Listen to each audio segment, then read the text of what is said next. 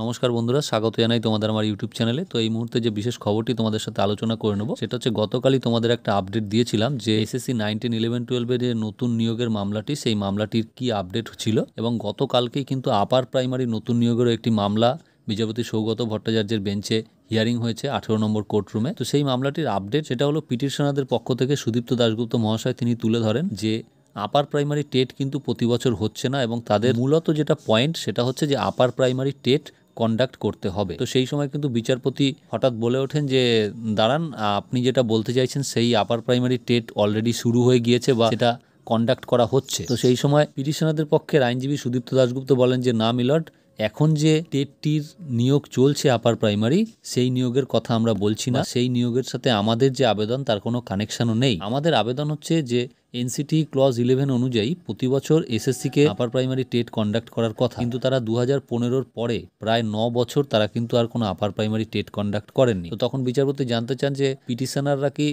Upper primary একবারও TET দিয়েছে বা পাস করেছে? তখন কিন্তু সুদীপ্ত দাশগুপ্ত মহাশয় বলেন যে হ্যাঁ, তারা 2015 সালে টেট পাস করেছে, কিন্তু তারা সেই সময়ের যে রিক্রুটমেন্ট প্রসেস, মানে বর্তমানে যেটা অনগোয়িং চলছে, সেটা ছাড়া তারা কিন্তু নতুন আর কোনো টেট পরীক্ষা বা রিক্রুটমেন্ট প্রসেসে অংশগ্রহণ করতে পারেনি। সুদীপ্ত দাশগুপ্ত মহাশয় বলেন যে পিটিশনাররা কিন্তু চাইছে যে তাদের একটা অপরচুনিটি দেওয়া হোক আর একটা টেট থেকে নিয়োগের ব্যবস্থাও করা হোক। সেই সময় এসএসসি পক্ষের আইনজীবী সুতনু পাত্র মহাশয় বলেন যে এনসিটির ক্লজে একথা লেখা থাকলেও যে প্রতি বছর টেট নিতে হবে, একথা কিন্তু লেখা নেই যে প্রতি বছরই নিয়োগ করতে হবে। তো সেখানে দাঁড়িয়ে যেহেতু এখন একটা নিয়োগ প্রক্রিয়া অনগোয়িং চলছে, সেইখানে কি করে আবার নিয়োগ প্রক্রিয়া করা যায় বা কি করে আবার টেট কন্ডাক্ট করা যায় এটা শেষ না হওয়ার আগে।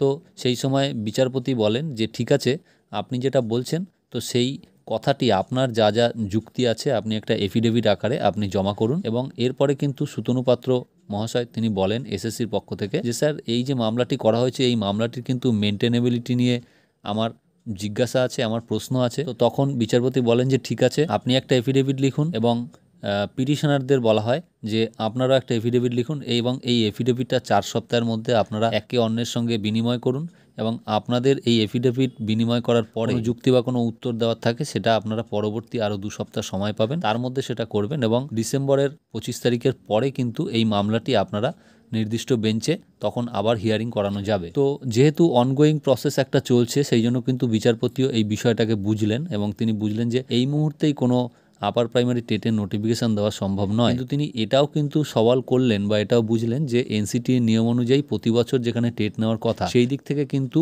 পিটিশনাররা বঞ্চিত হচ্ছে। এবং এটাও ঠিক যে 2016 সালে যে এসএলএসটি বা আপার প্রাইমারি যে নিয়োগ প্রক্রিয়া কন্ডাক্ট করা হয়েছিল, তারপরে কিন্তু আর কোনো আপার প্রাইমারি নিয়োগ প্রক্রিয়া কন্ডাক্ট করা হয়। এই যে দীর্ঘদিন ধরে যে নিয়োগের থেকেও যে পিটিশনাররা বঞ্চিত হচ্ছে, যেহেতু তারা 2015-তে টেট পাস করেছে বা টেটে বসেছিল, সেটা একটা ব্যাপার। এছাড়া আরেকটা ব্যাপার হচ্ছে যে তারা যেহেতু এনসিটির গাইডলাইন অনুযায়ী তাদের আপার প্রাইমারি সমস্ত যোগ্যতা রয়েছে, তারা যদি বছর বছর টেট দিতে পারতেন তাহলে কিন্তু তাদের স্কোরটাকেও আরও কিছুটা তারা বাড়িয়ে নিতে পারতেন, সেই চেষ্টাটা অন্তত করতে পারত। তো সেই জায়গায় দাঁড়িয়ে এই যে আপার প্রাইমারি টেট নতুন করে নেওয়া, সেই দিকে কিন্তু একটা পজিটিভ একটা নির্দেশ বিচারপতি দিলেন। তো দেখা যাক আগামী 6 সপ্তাহ পরে এই মামলাটি কিন্তু একটা উল্লেখযোগ্য মোড় নিতে চলেছে এবং আশা করা যায় যে তার মধ্যে বর্তমান অনগোয়িং প্রসেসটি শেষ হয়ে যাবে এবং সেক্ষেত্রে কিন্তু নতুন আপার প্রাইমারি টেট খুব দ্রুত আসতে চলেছে বলে মনে হচ্ছে। তো দেখা যাক বন্ধুরা, আমরা আশাবাদী আগামীতে আবার নতুন করে আপার প্রাইমারি টেট হলে বা নতুন করে আপার প্রাইমারি টেটের থেকে নিয়োগ কন্ডাক্ট করলে সেখানে কিন্তু আরও অনেক ছেলেমেয়েরা সুযোগ পাবে, তারা